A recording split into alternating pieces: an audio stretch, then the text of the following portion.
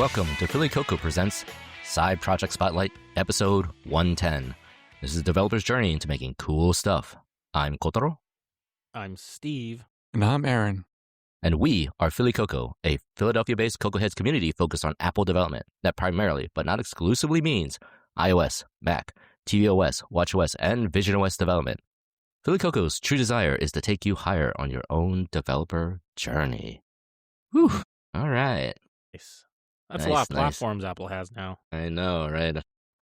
There might be some new ones.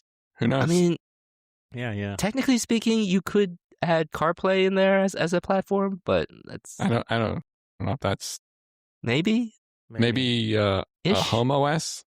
Home OS? Home OS maybe coming up soon. Who knows? Maybe. We're gonna have to we're gonna have to keep extending the intro longer and longer to list everything that Apple makes. Just make my job way more harder. So I guess speaking of OS and Apple stuff, apparently some news broke earlier this week as of our recording of April 2nd. What could that possibly be? You talk about Tim Apple's retirement? Yes. Tim Cook. Tim Cook. CEO for, I don't know, how long do you think? Was it like 13-ish years, right? 15 years? I'm sure we got that wrong, but the very long time, and has stewarded the post-Steve Jobs era. I would say objectively amplifying Apple's revenue or maximizing. I don't know. What do the kids call that? Money maxing? Maxing. That's what I think we should do. I need to learn how to money max because I could really use it. There was a house down the street from me that had an open house, and then now like over the weekend, and I think it was, and now it's sold. But I couldn't even look at it because it was outside my price range because I need the money max. Yeah. We need that studio display money. Yeah, I need that. I need that times like 1,000, and then maybe I can buy a house where I live. Excuse me. Just build a house out of studio displays. They're pretty sturdy that'll things. Save you some money. Yeah, save some money. Just build them up. Heating and cooling will be helped because of the metal, I guess. We keep trying to like convince our boss. You should give us. We should get like a 4 rack mount Mac Studio, maxed out, and with tons of RAM, tons of storage, so we can do our own. Your own what? Training. Yeah, no, that's not going to happen. Although I don't think you can buy them right now. The Mac Minis are still sold out, and even the studios, I think, are the higher end ones are still sold out. And it's unclear to me. They got rid of the like 512 gigabyte one. It's like not even there anymore. Yeah, but I mean, what is available, like for sale, is just all back ordered. Like the minis, I think some of the minis are like I don't know, 12 weeks or something, like something ridiculous. Weeks. Didn't the open Claude fad die that actually out? Might have been the reason. That and the RAM prices. Is it still a thing, or did they move on? Who knows? But they bought all the Mac Minis, so plus they're maybe getting ready to update them. So I don't know, but I can't get a Mac Mini if I wanted one right now. They're just like almost not available. You have other hardwares that you have to consider, but that's a conversation for a little bit later. Yeah. So today we definitely want to talk about the Tim Cook and is it John Ternus? Is that his first name? John Ternus news. Apparently a alumni of UPenn. I know. That makes him an honorary Drexel alumni. That's right. Because of the physical proximity. He's our little brother. No, I wouldn't be really funny. We're not petty at all. Alumni. No, not petty at all. Freaking UPenn. It's kind of the inverse. But anyway. You just be walking to class. You walk across the street, and Penn would be on the other side of the street from you. It's like right there. You could throw an apple right onto their campus. Yes, but it was like entering a whole other universe. At the campus. And he threw it at the campus, yeah. When we say at, we usually just throw at. But, that's, but again, it was so close and yet so far. Yeah. And now... You walk through it to get to the movie theater up a few blocks away or the grocery store or something. Yeah. Nowadays, you've been to both of those campuses, and they're just like building upwards. So you barely recognize anything. Oh my God. We're so far off topic, but it was a few months ago now, but I was down, University City is down around 30th Street, which is now like Drexel themed. And like the new buildings are all built around there, that whole project. And it's a whole different place from what it was many years ago when we were there. Yeah. They just built up. and the orange brick has been mostly gone for years and years. So there's a pretty nice food court. Things change. In that location now, so you should check it out. Which one? Oh yeah. There's like multiple food courts over there. No, yeah. It's right next to the station. But anyway, we digress. This is not a food podcast. This is a Apple technology podcast. And so we'll pivot to what will ever give us studio display monies. You tell us, true. Audience, in our non-existent email inbox. Maybe I'll leave comments on for Spotify on this episode. Maybe I'll just leave go to Spotify, the two people that subscribe to us to Spotify. To be fair, I completely ignore our Billy Coco email until I need to actually address it. We're the worst podcasters in the space, like in terms of like logistics, trying to make we are be available or contact or whatever. But so we're going to talk about the Tim Cook thing, but I think we wanted to warm up with something else first. Mm-hmm. You were wanted to talk about Godot or something. Godot, although Godot. You know, people say Godot, people say Godot. It hasn't quite been confirmed by the actual people who use it, who make the thing. But Godot is a game engine. Being difficult, or no? I mean, it's more like tomato, right? Like they're like no, tomato is correct. Tomato makes you sound British, and we don't like GIF or GIF kind of thing. What? GIF or GIF? No, again, there's a right way. Let's start. How many holy wars can we start today tab on the or podcast? Space? Tab or space. Flutter or React Native. Automatic engagement. Yes. But so what I'm doing, since this is a podcast about side projects, I don't think we have had much of a chance to really talk about what we've been doing. So I kind of wanted to give, at least for me, some updates about where I'm trying to two different directions I'm trying to go. One being, I think I've talked about this a while back, about focusing on building hardware embedded and going into the embedded spaces, maybe even try embedded Swift and just seeing, and it's a really wild space. I mean, I have to admit, like I come in like completely blind to like all the nuances, and I am making every freaking mistake you could possibly make in terms of like picking the wrong cables, looking at circuit boards and like plugging in the wrong GPIO board, or like not crunching in the, like, how like RAM used to be really painful to like install, where you had to like slam it in.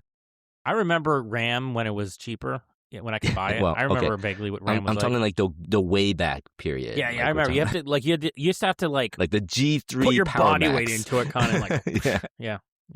Those golden days of pain. Where you like, I don't know how you bruise your fingers. Oh, I remember. I used to fix a lot of computers back in the day. Yeah, you get injured just removing RAM and so I'm back in that space, and nice. Trying. Is this still the Pi, or is this something else? Yeah, well, Pi, and now it's ESP32s, so they're like smaller microcontrollers. Some have, depending on which one you get, they have like a Wi-Fi radio in them, so you can use them for like mini, like you can do sort of like you can flash it with like some software to just do some basic things, like connect to an e-ink display or even an LCD display, and like as like a monitor system, or like these are all like little mini things ultimately to build up to something, and I don't know what the something is. What's that? You don't know what you're building at. Yeah, I'm just trying to sort of expand my horizons. I think it's back to one of the things that I think, the same with Godot, but like one of the things that I'm trying to like get away from as much as I can is sort of all the, if I have to use AI, like it's not fun to me. So like what is going to be fun to me? And so I like cooking. I like using my hands. I'm a little more like I like tactile, and more like I'm a kinesthetic learner in the sense like I'm just trying to, I don't learn very well by reading. I learn by doing. So, and in repetition. So I'll make 1,000 mistakes, but eventually I'll get there. It doesn't work for everyone, but it just works for me. So you decided to get into hardware at the exact moment we have a generational unprecedented price increase. This is good timing. Well, I mean, I don't know. Some of these data centers are getting canceled, and I know. Maybe they'll have not for the obvious reasons, but like just like either like they overpromised and for some reason the contract didn't work out, or like OpenAI is making deals with everybody. It's because they got the stock boost they wanted, maybe, and yeah. I mean, I follow through. Who knows? I don't know. Yeah. But you think that the prices might come down? Maybe. We'll see. Who knows with so capital. You got the microcontroller. So does it just work by itself, or do you have to attach it to your Pi or something else to actually program it? I think I started with a Pi 5, 4 gigs, and I should have got the 8 gigs when the RAM was cheaper. Now the 8 gigs is probably worth like a pot of gold. It's like can you even get? I think it's like 200. No, you can get it, but it's like is it like more expensive now? Actually, it's kind of funny. They have like a version that's like 3 gigs. That's got to be from prices. Is that new? That is new, yeah. Okay, where are you buying yours from? I'll look up. You can do it through the Micro Center. Yes. If you look it up at the Micro Center website, which is actually quite close to you, I think. Oh man, I love that place. That place is like. I haven't been there in years. I should go. Jeez, it is. Because I also love Micro Center back in the day. Let's see, we got different pies. There's so many pies every time I look. Yeah, so you want a Pi 5, and then you want to look for either 8 gigs or 16 gigs. And 16 gigs, I think, is like $250 or maybe even $300 at this point. I think it's not that expensive. Pi 5s. Mm-hmm. Raspberry Pi 5, yeah. Oh, Raspberry Pi 5, 4 gigs says 105, 104.99. Oh, really? Okay, that's not terrible. I thought it was gonna be like 200 something. Well, then there's no, it used to be like 75. Okay, well then it's gone up like quite a lot. Jeez. But that Pi 5 for the most part is a full computer with Wi-Fi, Bluetooth. Let me see if it's in stock. I can't believe a Broadcom. There's one place in Pennsylvania. Yeah, only one place, and it's the place near us. Near you. And it says they have 25 plus in stock. So we could get a Raspberry Pi 5. You have to spend $105 right now. Yeah, it's the 16 gig that you have to be careful about. That's the one that's like, oh, geez. Yeah, so I think the larger, like this what Apple did, where they stopped offering the higher RAM configurations. I think maybe it has something to do with the manufacturing of the larger, chips. They have I'm looking for a 6. I don't see the 16. That's all I have. They have starter kits and stuff. The highest RAM they have. Oh no, I'm sorry. There it is. There's a 16. It's $299 right now. Oof. What did it used to be? It used to be like $150, $140. Wow. Yeah. There's like model for $60 now. Is that what you got? Models? Yeah. No. Actually, it was kind of funny because like in that space, so those are for more like a fully fleshed out like computer. You do need to give your No. Just a straight up Pi 5, 2 Pi gig 5. is $60. What was yours? What model did you get? I got a 4 gig. Okay, you got a 4 gig. Which 8 gig is $170. Look, if I had an 8 gig, I could slap on an AI hat where it could run a vanilla model. I don't know for what reason. Man. 170 to 300. Yeah, it's kind of. I mean, part of it's the accessories, all the sort of the hats you can put onto it. So like they begin to stack over. The hats are like a daughter board or something that goes on the top. Yeah. So like this one here is an ESP32 LCD display. They call it like the yellow display board actually because it has like this really long name. But it's got like a micro SD card, power, and a few other things. And I thought it had GPI board pins, but doesn't connect to that then. Anyway, the point is I'm still going through my journey of trying to figure this space out. And, one of the things about it is like the cables are all different. Like there's 2 different versions of a micro HDMI port that are not compatible with like a Pi 0, which is like a miniature Raspberry Pi versus like, so I had to like look for 2 different cables for 2 different micro HDMI cables that were not compatible. There's also like micro USB. I didn't realize there were like 2 versions of a micro USB port. One that works from like a PlayStation, and then that actually you can use the PlayStation the one that actually works with a PlayStation 4 controller, but it won't work with the PlayStation 5. Well, PlayStation 5 is like a USB-C, but there was another like maybe micro that's user. why it doesn't work. Yeah, but I mean, it's just it is a crazy like crap. I need to find this piece or find that piece. What have you got working on it so far? Like, what have you actually made these pieces of hardware do? So I made one that was like a very simple AI chatbot that was dumb and connected to Google Gemini from like a remote API. Well, that's your that was using right there. Well, to be fair, that was like a test. That was like based off of like a pseudo tutorial. So that's cool. And that was fun because like it was like a little device that you can carry with you, kind of like one of those. What was that rabbit thing that the guy came out with? Yeah. Oh no. Pie Sugar. No, that was that AI device. It was like that orange thing. Was it called like the rabbit or something? R1? Yeah. So basically you made your own. Similar. Yeah. Well, yeah. Very similar. Wireless he made a better he made a better version. Yeah. A little more well thought out version. Because his was more like an Android. Embedded Android. Whereas like the stuff that I've been messing with is strictly on the Raspberry OS, which is like a lightweight variant of Linux. So it's just like it just works the best with Raspberry Pi OS. But look at that. Yeah, it's fine. I don't know if it's $200 fine. Native OpenClaw access now on their Rabbit R1. What's the point? I mean, they just killed it. I guess they're still making this thing is still around. Is it? It is still around. Buying it says $200. It says they'll sell it to me for $200. I thought for sure I thought that this had I thought they were out of business. Honestly, I thought no one bought this thing. I don't know. I know that they said that they were working. I mean, basically they went all in on AI when it was too early to go all in on AI. Isn't this a company formed around making an AI doohickey? I think they like hinted at it, but they kind of like hard pivoted to like they used to be like, yeah, it's can do AI kind of chatting, but then like when the hype cycle was like really beginning to like pick up steam, they went all in, and they sort of went with these sort of like this can like you can play Spotify from that you have to log into each device. You had to actually give it.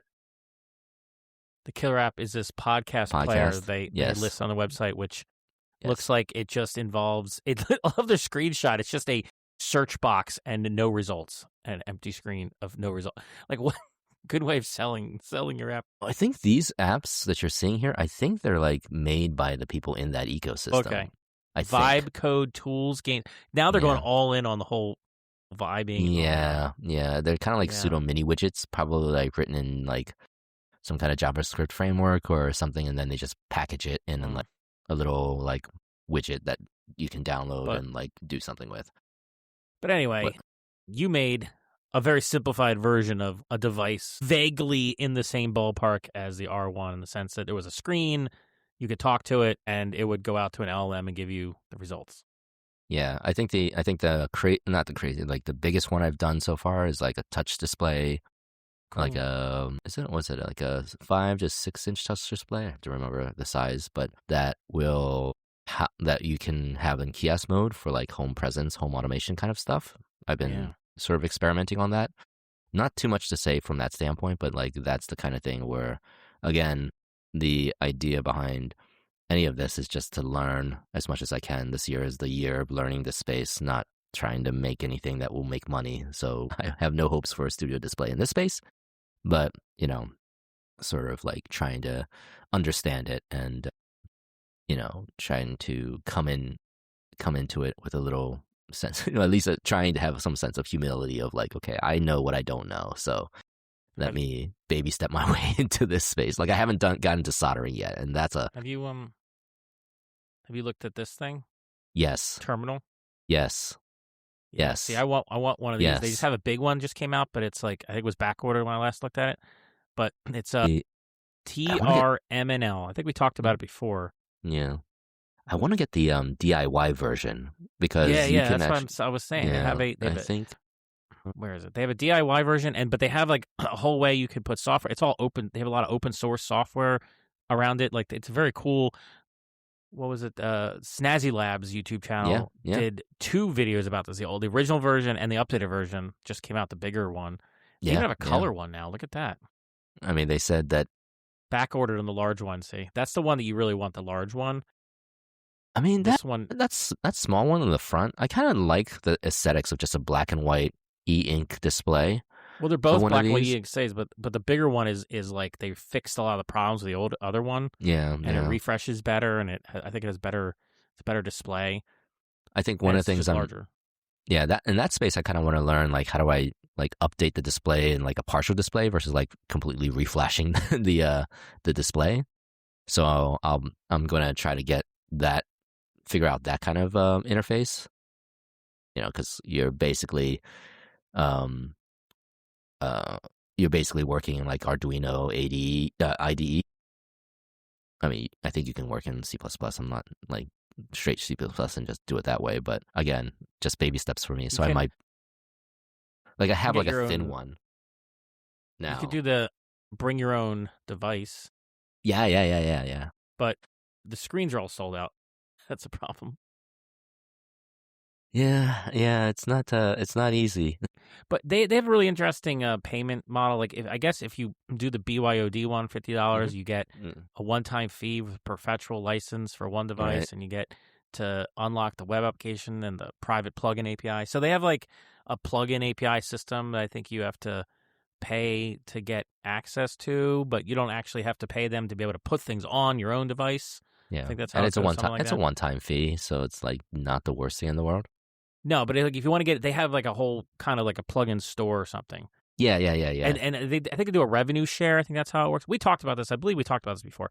But anyway, I just thought about you whenever I see these things. I'm like, maybe you could do like a screen like this. It doesn't have to be terminal, but yeah, I mean, that's the thing that like I would like to like rip out and like either embed in a wall or create a thinner display for that through 3D printing that I'll have to find other people to help me out on because I cannot afford, just like you trying to contemplate buying an XDR display, you know, to do something deeper in this space, you kind of want to get yourself one of those bamboo printers and, you know, blow like $3,000. I know people do the 3D printing and it seems so cool, but it's not cheap. I mean, it's not cheaper than it used to be. It's not cheap. It's not cheap. I mean, you could cheap out and get like one of those open air ones. I think those are relatively inexpensive, like less than $1,000. I'm buying. Well, okay, that's still a lot, but I don't want to cheap out too much. But yeah, so you're gonna need to do that in order to build your housing and stuff for your custom devices. Know a friend that will help me out on that. So that part I kind of have in place, but, you know, I have to be respectful of the person's resources and times. Yeah. So that's cool. So, yeah, I think so there's that and then game development. But game development is just basically, you know, using the open source Godot engine and just going through their tutorials, trying to just power through. I hate doing the tutorial track. You've done Godot before. I've done it, but you're just kind of refreshing. It's kind of it's forgotten how to program with all the coding, LM coding. Good God, I swear, I feel so useless sometimes. Dude, I mean, I'm like making stuff in languages I barely know. So I don't know, Aaron. How am I doing? I've been vibing. You're fine. You're fine. All right, I'm fine. You guys see that the GitHub Copilot is like they closed off access to individuals, and they're gonna raise everything's gonna go to like essentially kind of almost API pricing. They're gonna be like they're changing the whole pricing structure because apparently it got too expensive. I'm surprised it took this long. Yeah. Wait, Copilot individual? You mean like so if I have my personal account and I'm not on Pro, which that did happen. They closed. I think they just announced that they're changing. They had stopped accepting new signups are paused for GitHub Copilot Pro, Pro Plus, and Student plans, and they're tightening limits. I'll put the link. I'll share this. They're tightening limits. Let's see. I'll bring this up. They're tightening limits for individual plans, and the Opus models are no longer available in the Pro plans. You have to go all the way up to the Pro Plus. There's not enough GPUs in the universe to supply all these people. Now, which is funny, but I still think that that the demand for this stuff that's outstripping the supply does not, I think, indicate that there is actually huge demand for No, it's still AI. like 3 people doing all of the it's like using up all this the is GPUs. the programming use of this for software stuff is so niche. Like, it seems like it's everywhere, but it's so small compared to the total number of people that use computers or use even like ChatGPT once in a while that I feel like, it just has this outsized use of like GPUs and such. Yeah, but these models are so inefficient that like a tiny minority of people can like use up all of the model capacity it's on Earth. It's almost like still the side project update, but like I have things I could say about the AI stuff lately. It's almost like the inverse of the whale. You know, like in gambling, they're always looking for like the white whale, I think they call it. But like basically, like you're looking for somebody that's going to spend a lot of money. Look, Microsoft's really helpful here. If you're approaching a limit, their recommendation: use a model. Use a model with a smaller multiplier for simpler tasks. What does the smaller multiplier mean? That means you should put it in auto and let that's the way they do their pricing. So so this would be like a cheaper model. So just use something less effective. Yes. That's what they're saying. Use Sonnet. Wait, even Sonnet. Use like GPT 5.1, 2. Look, eventually the cheapest model will just be the programmer himself. Again, I typing it. How many tokens per second does it count when we're typing ourselves?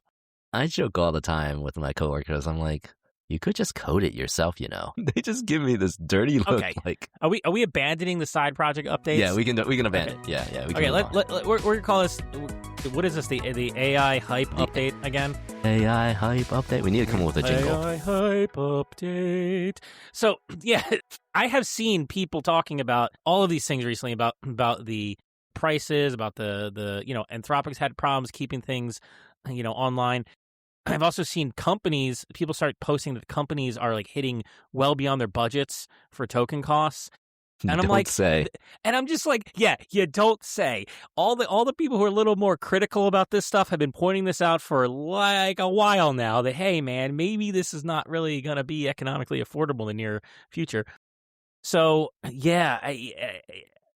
it's so crazy to see this post come out, though, that it just came out. And then yesterday, wasn't it yesterday, the when we're recording this, Anthropic can't stop shooting itself in the foot. Like, they just can't stop screwing up.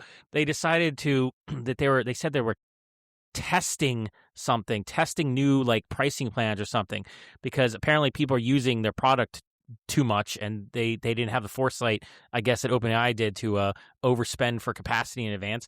So they for a while there, they had removed Copilot, Claude Code. Removed Claude Code from the $20 plan on their website and the documentation. And then people were freaking out, and they said, "Oh no, it's just us. It was a mistake." And so, like, you can't make this stuff up. So this company that has supposedly this God tier model that is too dangerous for us to have access to, us mere mortals, Mythos, is the same company that had a major leak of their source code, which we look at and we find out is actually a bunch of sloppy regular, software. It's like the power of Claude Code is not like the model. It's like Claude Code is just a bunch of stuff around it. But anyway, it's like a lot of base prompts. Yeah, we found out it's like a bunch of sloppy, vibe coded mess of software, and then. But the fact that it was a security leak was one thing. But then we have this issue where they claimed that it was an accident their website was updated like that. And I'm like, that's even worse. You guys keep claiming that you write all your code with your models, which are supposedly the greatest things ever, and are going to replace all of us software engineers. And yet you constantly make mistakes and claim you're just making errors in basic things like updating a website, or like not accidentally updating your GitHub with the wrong file, and it's like, you guys are not filling me with warm and fuzzies that you have any idea what you're talking about. And so it seems like they are maybe outstripping their capacity. And I guess my guess is actually it's not really programmers per se, or it's programmers. It's the people who are using it for non-programming stuff in large, like the OpenClaw type things. I would not be surprised if that is a lot of this. And also the people may be doing like fleets of agents, maybe programming, but it's the heavy users that are like how stuff. Like, are we talking like insane Gastown level of like Gastown reached like 1.0 or something the other day. Yeah. Oh my God, Steve Yegi's project is amazing. I have no interest in trying it out. I couldn't afford to try it out. Yeah, but what's it? Did he say like if you don't have $20,000 just floating around? I was like, it was like something. He was like, if you don't have a lot of money to waste, don't even bother on his first update. But the this whole space, we're starting to encounter, I think, the economic reality of it. That whatever you think of it, right now, the only thing that seems to be somewhat usable with these tools is programming related stuff, and that's what they're putting all their effort on, and focusing on the models and the harnesses around the models to make them effective for that. And that even though that is, I think, a niche use case, like there just can't be that many people on Earth that would regularly be using these things for that. Even if the numbers increase because of vibe coding concept, they're still running out of capacity. And so, like, I just don't believe them most of the time with their when they say anything about the models. But I don't believe that like everybody is using these things all the time. I think this demand just shows that they don't. I think it shows that, Aaron, you're right. Like they're so super inefficient, and it doesn't take a whole lot to make them fall over. I guess I just wonder if a lot of times people are paying the $20 and just seeing how it works and just exploring it, and then eventually they get bored of it. But like majority of them, like maybe it's like let's say 80-90% get bored of it and just like, okay, I'm wasting money because I don't have that kind of money to spend. It's certainly not $100 rate where and the Clark code is actually useful. Yeah, and maybe the things that you're probably, besides the programming stuff, the things you're probably using, things like the image generation, which I don't know how expensive that is, but it's got to be expensive. Like the image, the latest image model for OpenAI just came out, and it's actually really cool. It's way better at making like diagrams and presentation type stuff. And you know what I'm really itching to do for one of my presentations? I'm itching to just draw stick figures. No. Just draw stick figures. I'm going to do the opposite. I'm going to do it by hand. I'm going to draw it by hand. Do it. Artisanal slides. Artisanal slides. Slides. Imagine that. But like go all in on it, artisanal, and just be like children's drawing. And just be like, But do you know how much money this thing is going to make? Yeah. It's an original. But I have found myself itching as well, I think, Kotaro, to write things by hand or to go back to some of that. And I read about people, even like Uncle Bob Martin himself seems to have been AI pilled to an extent that makes me slightly nervous, like based on his posts. I mean, I don't know how bad it is. It's pretty bad. It's pretty bad. He did like a rant.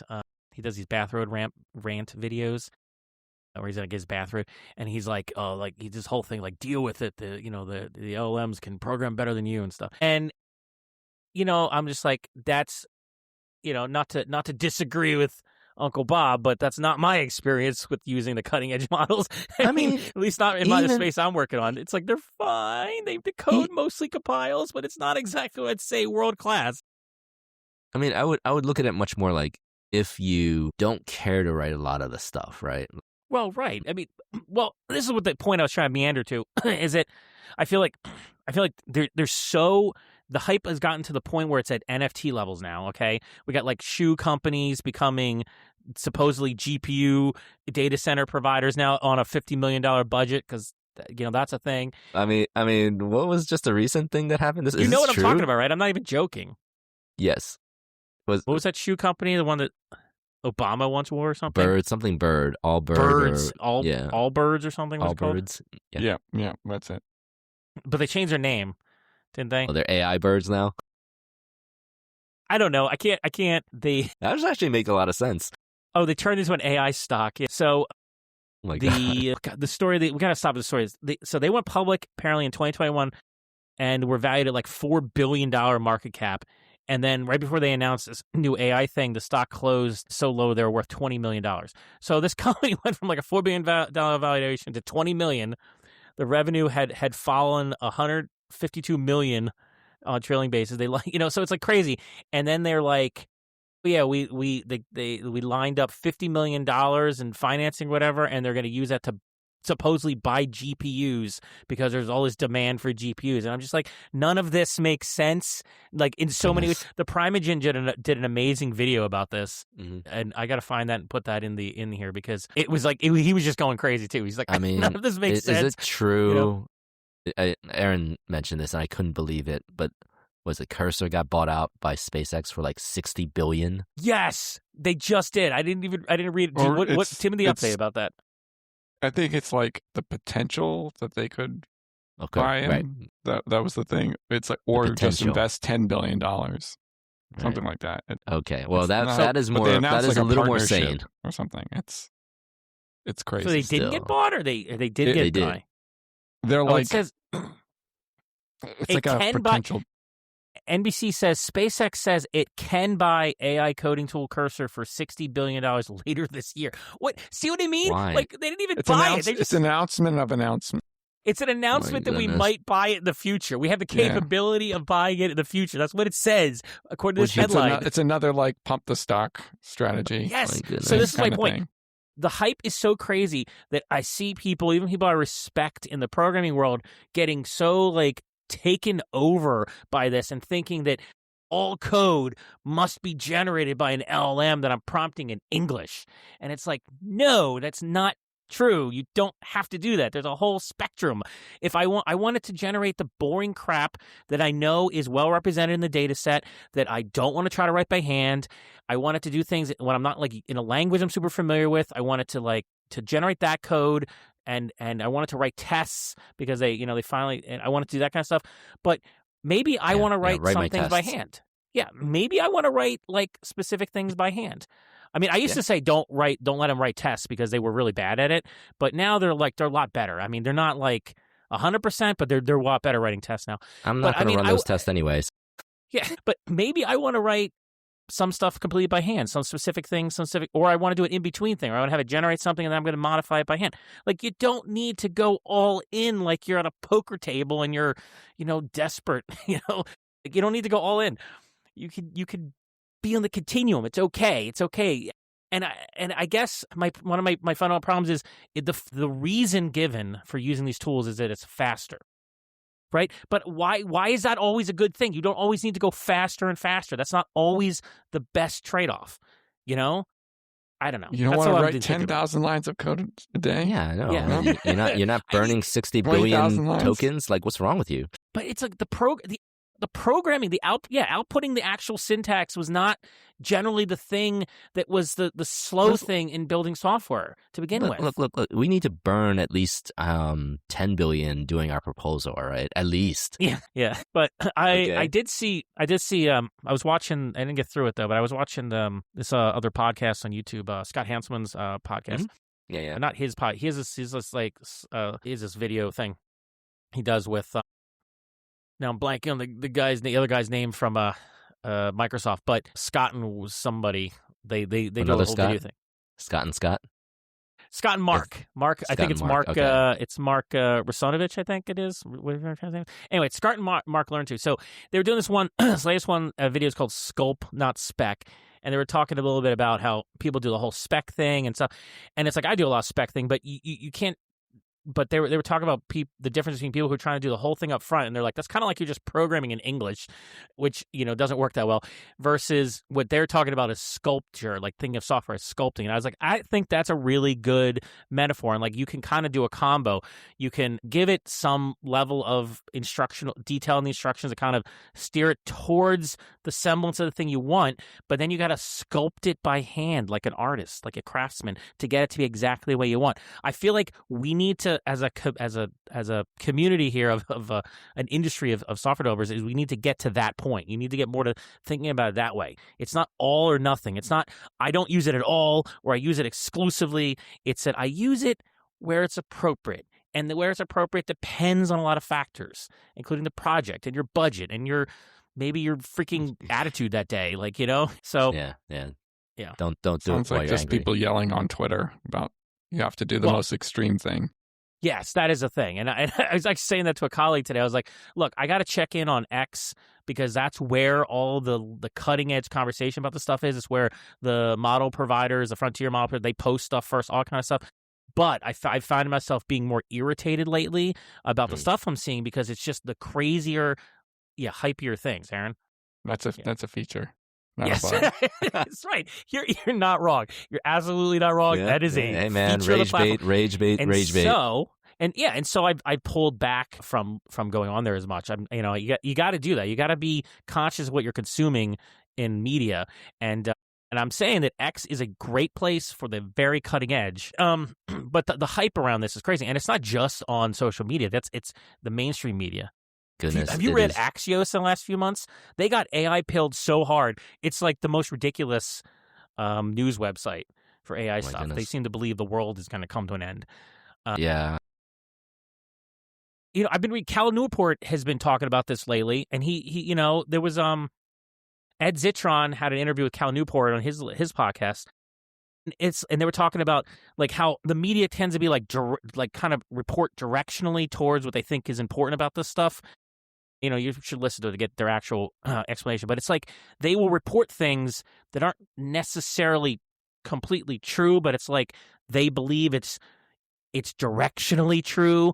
Like they believe that the technologies are going to take over our jobs and stuff. And so even if that's not actually what's happening, even if people are not actually being replaced by AI, but the AI is being used as an excuse, for instance, to fire people, they'll report it as if the AI is doing it because they think it's important that you believe that narrative they're building, I guess. And it's also nihilistic because these people are like the first to have their jobs replaced if what they're saying is correct about the technology, because all they're doing is and so the whole thing is it's crazy. It's absolutely insane right now. And that's why I'm saying that the hype has gotten to NFT levels. What was like VR world levels? What was that? Second Life Metaverse levels beyond that, back in the day. We're talking Metaverse. Took a whole Metaverse levels. Metaverse NFT levels of hype now. And so I don't know what's going to happen. I don't know what's going to happen in the next few months, but it does seem like the free ride with the subscriptions may be ending. Yeah. We're the beginning of the end. Like I said, I'm surprised it took this long. Yeah, I mean, it's still a good deal, but it's not as good as the deal it was. Even OpenAI pulled back. So now it's like the $20 plan is the 1X, like for real 1X or whatever that means, and then it's like 5X and 20X, and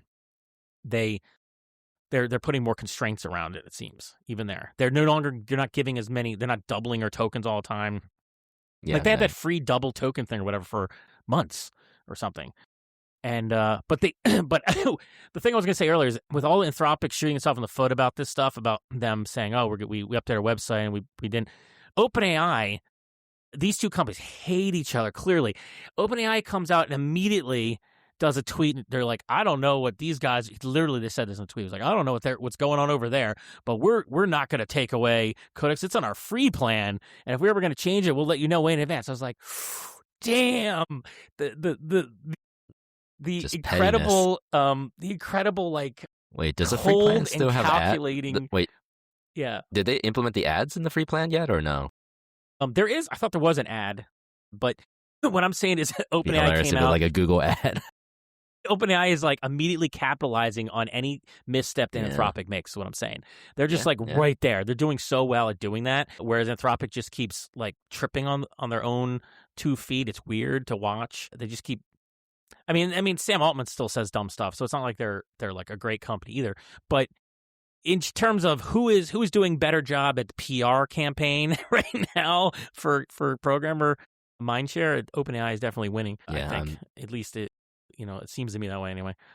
I guess it depends, but it depends. But because usually there are a lot of developers that are like not keeping track of because it's hard, right? Like every other day is like a new model comes out, a new cursor comes out, something comes out, right? That is like literally like, oh God, I have to remember this. I have to like learn this new thing, or the new pattern has come out. And you're just like, I'm like Gemma comes out. And you're just like, do I care? Like when you told me, when Aaron told me, he's like, oh yeah, the new Spark Muse came out. I'm like, what does that even? What is that even? Spark Muse. I mean, we know, but it's just like one of those like, I don't have time for all these. Came out. That's looking cool. There's new GM. I think there's a new GLM or something. There's a whole bunch of open source models coming out. They just they just keep pumping anyway. them out. But anyway. We should get to the Tim Cook thing because we're like already over some time. Yeah, we're over our over. So that's the end of the AI hype update for this week. It's the hype. The frothy hypeness is out of control. I mean, we probably need to pivot to touch becoming grass an AI even more. podcast if we haven't already, so we can capitalize I mean, look, on that. The entire developer space is fixated on AI. So when we put AI stuff in our podcast, we get more listeners too, like everybody else. We get like really, I didn't even know that. I mean, it feels like it because we've gone up slightly. Okay. But anyway, the point is the hype is out of control. Go touch grass twice as much as you already were. Yeah, roll in the grass, roll in the mud. Roll in the grass. Get grass stains on you because it's crazy out. It's crazy on the screens. That's so right. Liquid grass, just liquid grass. That should be the name of the episode too. But you were saying about, so we're kind of turning this, we're bringing it back in full circle about the Tim Cook era versus because the Johnny. AI does kind of feed into that. Yeah, I think about the direction of Apple. It'll be interesting to see one of the things, like we've talked about this before, of like what under John Ternus, who's more of an engineer type. Like I think it's kind of weird because like this is the first time I think an engineer has led Apple. Like, yeah, Steve I guess Jobs you wouldn't call Jobs. Yeah, Steve Jobs was more of a marketing type guy. Yeah, so just to be real quick, if you weren't paying attention earlier, Tim Cook, the current CEO of Apple, is retiring as of September. He's going to become the executive board, whatever it's called. It's going to be the head of the board. And John Ternus, who was head of hardware, hardware guy. He's being elevated to CEO. This is rumored for a while, and they have different management styles apparently, and there's a whole reorg happening inside Apple now. Okay, with this stuff, and so everybody's been talking about the legacy of Tim Cook and stuff. And from what we can add to this, I mean, we're not like reporters, and I don't have an in-depth knowledge of these people. I haven't really been following them individually, but I don't know. What do you think we could add to this discussion? What is our opinion worth? It is interesting because I tend to like to look forward and not sort of back too much. So yes, Tim Cook. Screw learning from history. Well, I mean, just from objective metrics and all that stuff, he has taken Apple to a whole new stratosphere. Tim Cook has grown Apple beyond the wildest dreams of the Jobs era. It's and even the products under him that like the AirPods, the Apple Watch. Some of the smaller tools, the HomePod might not be a good example, particularly the Vision Pro, but that's still a work in progress, let's say. But the point being is he's done a reasonable job of giving basically the people what they want, So while he's pretty good about logistically, okay, this laptop is not great. Let's just course correct, get rid of that butterfly keyboard, bring back all the ports, and even something like the MacBook Neo is from a logistics standpoint, that was probably them going. The most that's the most Tim Cook product I've ever seen in my life. Yes, yeah. It has enough design juice to make it cool, but if you look at it and you break it down, it's this exists because Tim Cook is a logistical genius who set up Apple over 15 years to be amazing at logistics. At the time, I didn't understand your Linus and all the sort of the PC YouTubers are I can't believe it. How can this be $600? Or it's so cheap. PCs that are $600. Laptops are terrible. Yeah, apparently once I watched the full videos, I was oh wow, I didn't realize it was that bad on that side. We have been living in we live the people who can afford, who are on a MacBook Pros or even regular MacBook Air or something. We are living on a whole other plane compared to the poor PC people and most of their laptops. Not all of them, but most of them. I mean, the new framework is looking cheap nice, ones, but anyway. the cheap ones. If we're talking $600, I mean, if you could spend $1,000, you could get a Mac that was better than basically anything you could buy for that price or less on a PC. And now you can get a $500 laptop that beats anything, especially if you have a education price. But so what I'm thinking more so is okay, well, the John Ternus era would be an interesting era because what does that mean from the products that they build, right? I think this year and next year probably we'd have to give them some grace in terms of that's probably been mapped out already. So I don't think it's going to take time to turn the ship to any kind of new direction he wants to bring. Yeah, it might be. Who knows? It might be 3 years before they get through the whole roadmap. Yeah, who knows? Yeah, but I did read somewhere the idea that maybe Ternus's his style is more Jobsian, in the sense that he's setting himself up as a guy who's going to set the vision and direction for the products or for the hardware, and then he has other people are going to be the head of the sections. What's his name? Is now the chief hardware officer, right? Sarush, yeah. So like that's a new position, I believe, and I think there's like 3 people. I'm trying to find it while you're talking, but they're kind of setting up a new organizational structure. They don't have I don't think they're gonna have they haven't had a chief design officer since Johnny Ive, right? I don't think they're bringing that back. Well, the funny thing is, like, they have somebody who took over for that role. Was a Apple veteran. I forgot his name. So when they found out when the designers found out, or the people inside found out that this person was taking over, it's like, oh, like we'll be in good hands. Like all the whining and moaning about the Mac version of Liquid Glass probably will get its snow leopard moment this WWDC. All the stuff that people whined and moaned about for Liquid Glass will probably be ideally fixed in this version.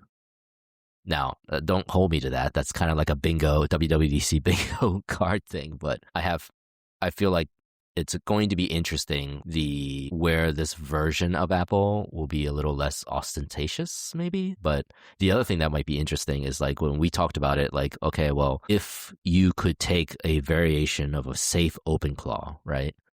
If you could figure out all the security logistics of the pain points of that and just do everything through iMessage, like that's pretty compelling, right? You would own the entire, like, I think OpenClaw revealed that, like, hey, wait a minute. Why do we have our own models.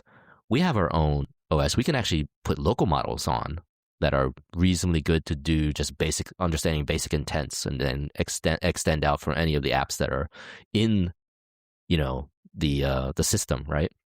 Including third-party apps, and then just be able to just do all the things that OpenClaw could do, but do it under Apple's, legendary privacy, framework, which means it'll probably be crap, but you get the idea. So they're going to have the chief hardware officer role, Johnny Saruji, and then he has teams under him. Tim Cook's executive chairman, but the chief hardware officer is going to report just straight to John Ternus, I believe. And then, but what are the other? Trying to look for it. I'm trying to find, because this is like all reported in places, I think, but I haven't. Yeah. It's not like on Apple's website. I don't know, Aaron. Do you have any thoughts? They still have a COO. They have a COO, a CFO, and a CHO now, but they don't have a CDO, which they used to have, right? And they have software engineering. It's Craig. Looks like still going to be Craig Federighi. Marketing. Well, at least we know for now. And then Jaws is still marketing. I mean, they don't hold chief, but so like that's the thing. They don't. So it's going to be John Ternus, and then there's going to be a chief hardware officer, which is new. That's cool. And so it looks like everything else is they don't have chief. They're like other high level executive like Craig Federighi. So I don't know exactly how that I don't know if they just report differently. They report the same way, but they have different. They just have different titles. Yeah. But anyway, point is, with the hardware thing, I think you're right. You're going to see over time, I think, maybe a new direction for the hardware. And hopefully, they'll fix the software too. But we'll see. I mean, a lot of people might leave too. Because like when CEOs change, people, retire and move on, or because they want, things get shaken up. So we'll see how it works out. But I'm kind of excited because I like Apple. I actually love Apple as like a product. And I like the software. I like a lot of stuff about Apple. And I thought Tim Cook did a good job, but I have been longing for someone more Jobsian, more like with a guy who's more of a visionary. And I'm hoping that John Ternus is more like that. I have no idea. I hope he's more of a visionary CEO who sets a direction, makes decisions, whether they are the right ones or not in retrospect. I just want a guy who's like firm and like individually decides things. I think that's the way you should. I think that's what made Apple great. It's a Jobs implemented his own taste on everything. He was like, this is the way we're going to go because I want it this way. He would listen to feedback, but he's like, this is the way we're going. Get on board or leave. He was like that kind of guy. I mean, whereas I think Tim Cook is a little more committee guy. Yeah, well, I guess Tim Cook is, again, like he's the logistics guy. So, yeah, it was like, I don't know this, so you do that. But I expect you to do it well. Delegation That's the only guy, caveat. But, delegation guy. So we'll see how it works out. I don't know, Aaron, do you have any thoughts at all about this? Because this is semi-breaking news. I mean, I like the idea of the engineer running Apple, but we'll see when the first products that are that come out that are him that he oversees. I don't know. Is he going to scrap the whole thing or the whole roadmap and start over? Or are we going to start over? Get rid of the Mac. Get rid of everything. I don't know if this is a point in his favor or not, but I thought he was against the Vision Pro and the Apple Car programs. Wasn't he? Like, I thought that was true, but he still obviously did the work. Whatever his job was, not because he's a good company man too. That's why he's going to be CEO. So you just have to be a good company man, and you can be a CEO of your company. Yeah. But the AI of it all, to bring it back to that, was that I wonder if, like, one of the defining characteristics about Apple's hardware right now just happens to be that it is about the best hardware you can buy as a consumer for AI, LM, local LM applications. And it seems like Apple recognizes that. And I wonder if they're going to put a lot more into that. I mean, they've already been advertising that, but obviously anything that's just come out recently could not have been designed exactly with that in mind, because it would have taken like years ago to start designing for chips and stuff, right? So it wouldn't have been like fully on board. But I wonder if some of the first stuff that's straight John Ternus vision might be related to hardware in that space, or to facilitate some AI features or something, because Apple's all fully integrated. So that's what I think. I think it's going to be. I think he's going to be pushing like AI based features, not AI per se, just like everyone else. But like a whole integrated Apple, feature. they go all in when the hype actually dies. Yeah, when it's all over, the bubble is burst. We decided we don't need this crap anymore. Yeah, I don't think that's going to happen completely. I don't think it's going to burst like that. I think the financial bubble is, I think, different than the technology. The technology, I think, is here to stay to some degree. But maybe Apple will figure out, as Aaron was maybe they'll figure out how to make it actually profitable. That means make it run without like requiring a nuclear reactor for your data center. So before we close, very quick 1-sentence update on your monitor situation. Okay. I watched the video that you posted on Slack, which was a review of the XDR by like an animation guy. Yeah. Brad something. And he echoed the same things I had said, where I said when side by side, they are different. It's a lot better monitor side by side. You could tell just in colors, especially in HDR, but it's hella expensive. So I'm still on the fence. We have to work on getting that studio display money. I really want an XDR though. If I was going to buy either one of them, I feel like I really do want that. I cannot. Like, it's so much money. Oh my God. But it's of the two monitors though, it is the one that's not like overpriced. How much is it per month? Oh yeah. Doing this calculation before, how much is it per month? I don't know. It depends on how many years you have it. I swear now I'm not going to last you 10 years. It's not too bad. Oh, well, if it lasts you 10 years, it's cheap. If it lasts you even 5 years, if it was even 5 years and, about $4,000 or something, you're like $70 a month. We are not good influences, I'll tell you that much. No. So I haven't bought anything yet because, okay. All right. as I said before, I had more money, but I'll let you know. The watch continues. That guy in that video you showed me also was really big on the nano texture, which and everybody keeps talking to me now. I feel like I keep looking at the nano texture and I just don't see what these people, maybe, I don't know. I do have a lot of glare in my room, so maybe I'll end up with the most expensive possible XDR monitor. And then I'll take a picture of it, and because it'll be nano texture, you actually be able to see the display and not the reflection. So Right. Okay, well, so no monitor. I'm still, I got this ancient Thunderbolt monitor. It's still barely working. I don't know. I got it to, it's been stable last few weeks. It looked like it was dying for a week, but now it's semi-stable again. We will keep a watch out. Yeah. But till next time. Steve's monitor watch. Steve's monitor watch. Well, that's all we have for today. You can learn more about Philly Cocoa at phillycocoa.org. There you'll find links to our Slack group, meetup schedule, and contact info. If you're feeling generous, please leave a review on Apple Podcasts, Spotify, and whatever your podcast platform of choice is, and share us with all your developer friends. And one more thing. We are going to be IRL at the Vanguard building on May 14th. So just keep that date. This is the second one that we're doing in person. We have some good lineups. One is Cloud Code, and there's I was asked to do a deep dive into metal shaders. Really? Nice. So I am prepared to do some absurd stuff. So yeah, look forward to that. You don't need me to do a talk this time. Not yet, but we're still confirming we might have 2 app developers discussing their perspective of how they build their app, whether via vibing, via one is from our friend Arpit, who is a nice. Flutter, mostly his experiences in Flutter, but this was his first Swift UI app, so it'd be kind of interesting to see his perspective of building his own, sort of like a news aggregator app, which is actually quite cool, and the UI is buy him amazing. A sympathy drink for being forced to use Flutter.